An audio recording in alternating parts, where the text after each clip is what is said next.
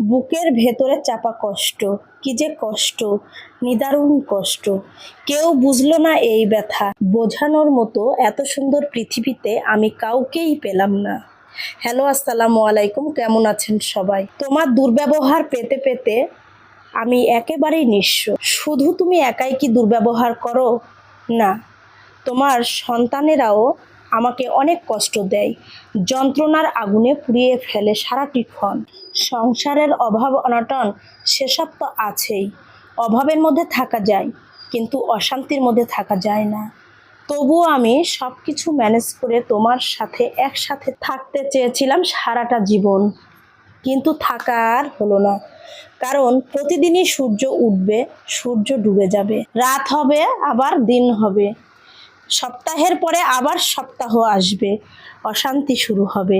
অশান্তিতে অশান্তিতে জীবনটা আমার একেবারেই